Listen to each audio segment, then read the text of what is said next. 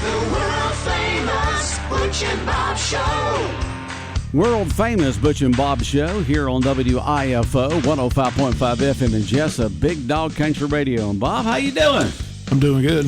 Doing good? Yep. Went by baseball practice yesterday. Team's getting ready, so getting excited about the baseball season. Getting excited. Sounds like it's going to be pretty good this year with the depth there on the pitching and a lot of starters coming back. Of course, you always got replacements each year, but it's good to hear good things about the baseball team coming up for this 2024 season. Looking forward to it. Okay. Well, we've got different sets of guests right now in the studio. In the studio with us is Paul Droddy and Speck from the county, which is, I guess they're going to talk about Splost. Is that correct? That's correct. But first of all, we've got someone on the phone with us right now. First-time caller in here, so I wanted to introduce her. And let me get this all set up and ready to go here. All right. On the phone with us right now is Debbie Dooley, conservative activist and co-founder of the current Tea Party movement. Good morning, Debbie. Good morning. How are you guys doing this morning? It's a rainy day in Georgia in the metro area. So you're up there in the Atlanta area. We had some rain here this morning, but it's kind of passed off a little bit here. But so you're from the Atlanta area, is that correct, Debbie? That is correct. Yes, sir. I'm in Forsyth County in Cumming, Georgia, and it is very much needed rain here. We've had for about the past 4 days, and it's still raining here. Oh boy! All right, which means you probably got cooler weather coming this weekend. Now, you had a request to be on the Butch and Bob Show.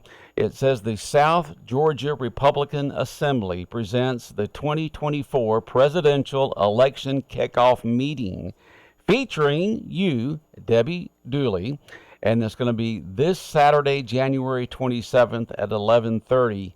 At Omaha Steak and Seafood. Tell us what this kickoff meeting is going to be all about, Debbie.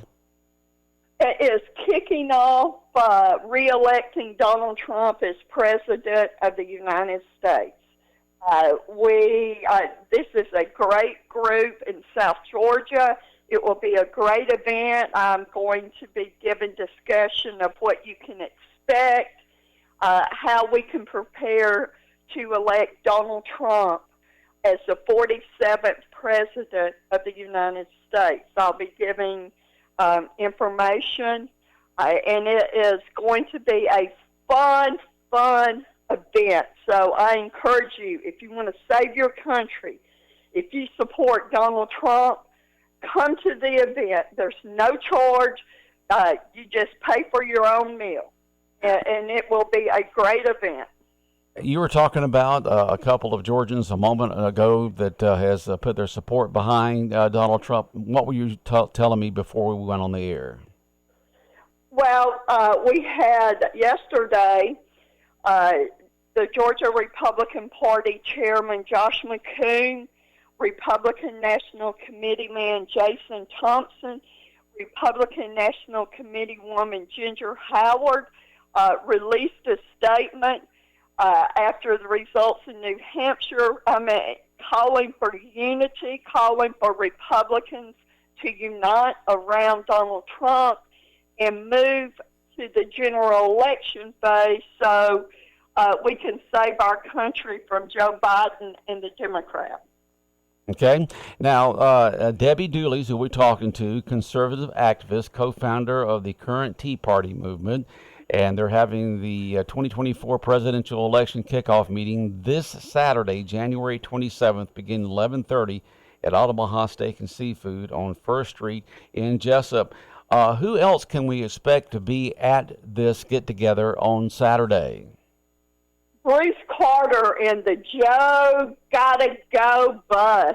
Come out and see this bus. Joe Gotta Go. Dementia Joe Biden needs to be defeated. Bruce takes this bus all over Georgia, and it will be there too. There will be a lot of great patriots. You want to get plugged in and volunteer for the Trump campaign. I helped the Trump campaign get volunteers to make calls into Iowa and New Hampshire, and I'm proud to report Georgians were represented. We had 56 people from Georgia calling voters in Iowa before the caucus and in New Hampshire before the vote Tuesday, asking them to vote for Donald Trump. 56 Georgians called from their homes. I'll tell you how you can volunteer, how you can call from home to help elect Donald Trump as the 47th President of the United States. Wanted to check and see. Georgia's on fire. Georgia's on fire. Okay. Wanted to check and see if Bob, you have any questions or comments for Debbie? Just one of them more about this bus. Looks like a big bus. Does he own his bus himself, or is this something that the party bought? No, I don't think that this bus is not affiliated with the party. That's my understanding. Bruce Carter could give more information, but I think he's the one that bought that bus. Yeah, his pictures on here. Bus. His pictures on here, but that's an interesting bus on here. I see. It's Joe's Got to Go tour. Big old bus here that was put together and painted. I guess and all this by Bruce Carter. You say he's also going to be there, and this is just a independent thing that he's done. But the South Georgia Republican Assembly is putting this meeting together this Saturday, January 27th at 11:30 at Omaha Steak and Seafood. Dutch lunch. The event is free. Folks can come out there and hear from you and other folks involved with the South Georgia Republican Party Assembly.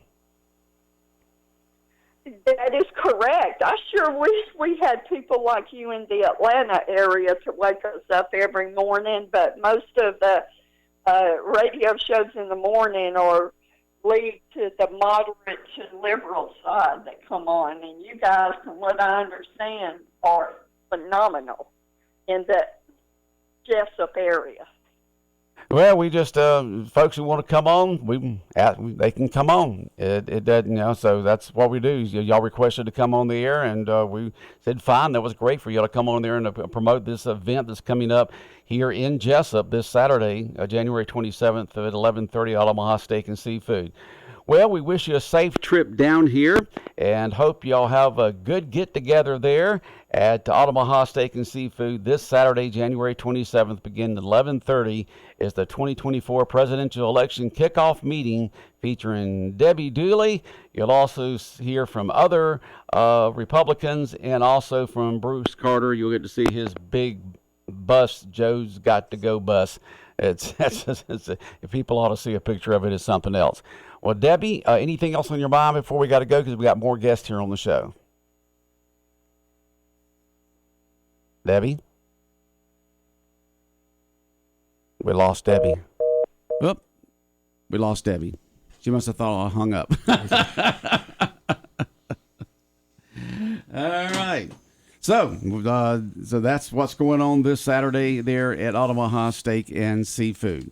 Well, Bob, we've got more guests in the studio with us this morning to talk about a very important event coming up here in Wayne County. Yeah, we got County Administrator Paul Drought. He's going to be part of this town hall meeting set for February 12th at Coastal Pines Signal College just to get information out about the SPLOST 5 referendum. You know, we've been talking about the SPLOST 5 referendum ever since it was put on the books. The projects came up. All the cities got together and decided how it's going to be distributed. So, Paul, just first of all, talk about the town hall event on February 12th, what's going to take place, and everybody's invited. It's going to be, want to stress, though, is at the Coastal Pines Technical College Auditorium, not where most of the events are held. They've got an auditorium if you go swing around the one side of the school. So, but tell us about that. It's the main part of the school there. It's about 300-seat auditorium. Right, yeah. It's a nice auditorium. Yes. Very nice auditorium. Yeah, very nice. Yeah, it's another opportunity for folks. Well, and let me back up, I guess, one step further is obviously what we've been doing kind of as a group just to get the information out to the public as much as possible. I know I've spoken to the Historical Society I'm scheduled to speak to Rotary, Exchange, the Chamber Exec Board, the Chamber itself, and anybody else that'll have me. I'll come speak to them just to give the information to them about what's going to be on the SPLOST or what we're asking the voters to vote on. But, even with that, obviously everyone in the county is, you may not be a member of the Exchange Club or any of the other civic organizations. So we also wanted to have an event where anybody could show up. So Mayor Weaver got with the chamber, and the chamber was able to set this up with the college that we could hold it in their auditorium. And I think it's a great venue because it does have the auditorium seating and stuff. And so it'll just be a good opportunity for folks that maybe through work or whatever haven't had a chance to hear folks talk on the radio or go to any of these civic events where other people are talking. They can come to this event and actually get some more information on the SPLOST itself. We had Mayor Weaver in here yesterday. He talked about how important this SPLOST is, definitely for the cities that voted in Scriven, but it's important for everybody. I mean, it provides so much money for things that are needed, like fire service, police protection, things like that. And as we stressed yesterday, it's just a continuation. A lot of people here voted for a tax. They think it's a new tax, but it's just a continuation. It's been on the books for almost 20 years. So talk about the projects that the county hopes to build with these SPLOST funds. That's right. And, so it's a county SPLOST. So, and we obviously, the municipalities are allowed by law to join the SPLOST with us. So therefore, we can have a 6-year SPLOST versus a 5-year SPLOST. So typically what happens in most communities is that when they get a SPLOST, the county will recognize projects that maybe they've wanted to do or the communities wanted to do for some time, but, the money's just not there. I mean, look, it's probably been close to 17, 18 years since I've been off the school board. And when I was on the school board, there was talk of how come we don't have a competition swimming pool? We would like to have a competition swimming pool. So that's one of our projects, and that is a project that the community in Wayne County, a good portion of the community in Wayne County has recognized that we've wanted to do for some time. So on SPLOST 5, ideally what we've done is set aside money to build a courthouse annex, and that's important simply because if from the last push when they were looking at the municipal complex, that the biggest reason for building that complex was courthouse security. It's just hard to secure the historic courthouse that we have now.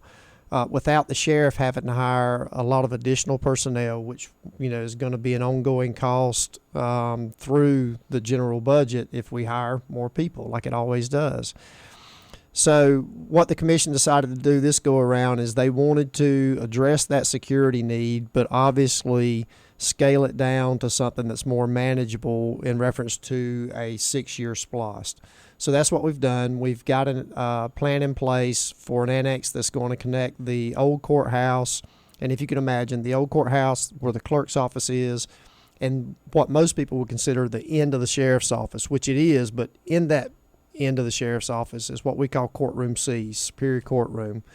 So that structure is going to connect those three. So we'll have one egress and ingress point for people to go into. Now that makes it easier for the sheriff then to set up, like in a lot of courthouses you go to, you have one entry and exit where you'll go through the metal detectors, the deputies will be standing there. So that way all the courtrooms, the clerk's office, everybody involved in that courthouse annex knows that if you've come through there, you can consider that person safe because they've been checked. So we're going to do that, or we'd like to do that. The other one is the pool in the community center. The city obviously is building a pool, but it's not a competition swim pool. And that's what we think is really needed for our recreation teams and for our high school swim teams is a competition swim pool where not only they can practice, we can actually hold events instead of them constantly having to go out of town for all the events. Along with that will be like a community center, gymnasium type. Ideally, like a walking track inside. almost like if you've ever been to a YMCA, like I know the one in Brunswick years ago, I used to be a member of it, absolutely loved it. You got a retrospect because with us here, and a lot of people ask that question. They're talking about the community center. Will a gymnasium be there? Because for years, we've had trouble finding locations for basketball games. So understand this is going to provide a gymnasium where you'll hold your rec basketball games as well. Spec, is that correct? Yeah, that's correct, Bob. Like I said, it's been I think it's been needed here for a long time as a gymnasium for our kids to play in. Because like I said, right now we borrow in the school's facilities, and we in and out, and we got to go around their schedule, and it'll be a big plus for us to have our own gym. And like I said, we can host basketball tournaments. Like Paul said, with the swimming pool, we can host our district events or state events here for swim. I think it's a win-win situation for everybody. Especially our youth. Coming up with being able to use their own gym for basketball. So where's this going to be located at? Do you have a location where it's going to be built at? Yes, we got a location. This will be right there across from the EMS center, right there where the old bog pit used to be. It's right as you turn into the soccer field, and there's some plans that's been drawn up a long time ago, and that's where they had the multi-purpose center and the swimming pool. So that's the ideal location for it. We got plenty of room down there. We have plenty of parking. I think it'd be easy access, coming in off that road out there. So I think that'd be an ideal location for it. It's going to be great. It's going to be great to have something like that, because you go to these smaller towns, our size and smaller, like Baxley, Right. Jeff Davis, and other counties, and then the ones around our size, Weir County and things like that have these facilities already. And it'd be great for us to have them here in Wayne County also, for the citizens of Wayne County to be able to use. That's correct. That's right. Like I said, we won't have to go out of town as much. I know the swim team, I don't know where the high school swims at, but our local rec department swim teams, we swim in somebody's backyard. Somebody's backyard. And then like I said, then we go up there to these district and state events and still compete. And, we don't even have a regulation pool. So just what can happen, if we do have a pool for these kids to actually swim in and get better and better every day. So yeah, and be like having a football team and not having a field to play on. That's exactly right. Or a soccer team or a baseball field. We got to go out of town and play. Got to go play in somebody's field there out in the farm to practice, and stuff. So it's going to be good to have these facilities here for now and for decades to come. Well, also, our gymnasium, building your own gym and having your own gym, it's going to cut down on some of these travel, some of these parents, because a lot of these parents has got kids different ages, and we going to two different gyms. So they back and forth across town. When we have our gym here, we can do it in one ideal location. They don't have to travel across the road or get caught by the train. We have our own gymnasium, so it'll be a lot easier for the parents to get their kids to practice in games. So. And hosting events. Yes, sir. Exactly, we know because with the great soccer complex we have here in baseball complex. I mean, look at the tournaments that we host here that brings in a lot of dollars. Like I said, in basketball, a lot of people don't have gyms. And it's hard for people to host tournaments. So that'd be another plus for us. And then also the swimming pool. I don't, back in the day they had the Swampland swim meets, that was a big event. So, we can bring some of these events back to Jesup. And I think it'll be a plus to get us a gymnasium and a swimming pool. Okay. And Paul, the third project is this equestrian center, as Mayor Weaver mentioned yesterday. This is going to be a facility that can host all kind of events. So talk about a lot of people ask about the equestrian center. Where's that going to be located, and what all will that bring to Wayne County? Well, it's the location of it's going to be, if you can imagine, if you know where Bill Morris Park is, and then where hospice is across the road there, where Henson Boulevard comes in. So that land behind hospice, the county owns about 80 acres back there, and so what we've done is set enough land aside in that area to host what literally is going to be a multi-purpose agricultural center.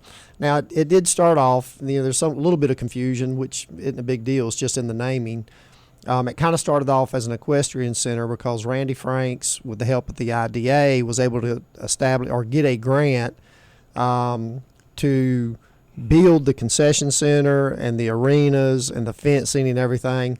So then they come to us and wanted to get it included on SPLOS to put a cover on it, basically. So it's 8,700 square feet. Ideally, it'll be covered. So if you go, and I haven't been, but if you go to like Perry, or I think I want to say Tifton has one, they have these big agricultural centers that are covered. And when they cover them like that, one of the big things it does is it turns it truly into a multi-purpose center where, you can have car shows. The monster truck show that they had at JC Fairgrounds here last year was a huge success. Mayor Weaver will tell you, I hate to quote him, but I think he said he's been to like 32 different concerts, at the one over in Tifton or somewhere. So you can host concerts at it. If we've got a festival here in Wayne County, like the Dogwood Festival or something, and bad weather, or I'll say bad weather, if rain's showing up for that weekend, they could easily, there would be enough room under there that they could move it under there.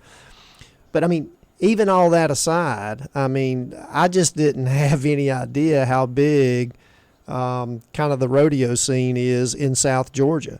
There's folks in Wayne County that almost every weekend go over to Perry to these huge roping events that'll last all weekend, and there'll just be hundreds of people there.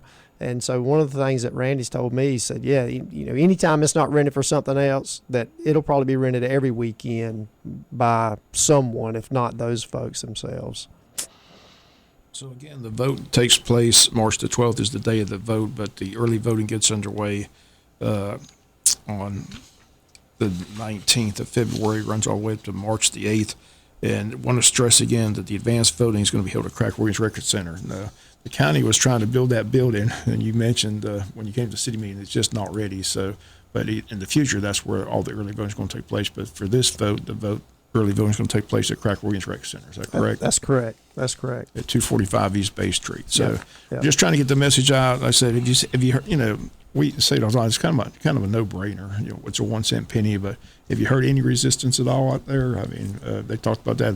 I really hadn't heard, Most people realize how important it is. They've been voting on it for the last 20 years. So, it brings in millions and millions of dollars. So, and plus we stress a lot of the money comes from people out of town. And like I tell people, when you go to Savannah, you go to Brunswick, you're paying their 1 cent tax. So it's just what's fair for the goose is fair for the gander. When those people come, we want to get that part of our money back as well. No, that's exactly right. And so, if the SPLOST was not to pass, there's I don't know, I know we don't have the money to build the pool in the community center and the multipurpose ag center.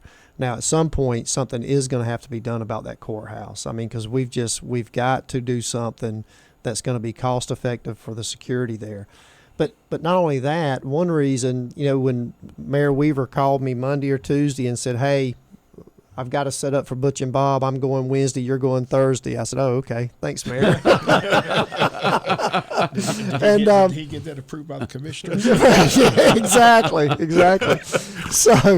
So I listened to him yesterday, and of course he brought on Chief Deputy Hargrove, who's a great guest because he brought him on as part of Scriven. Right.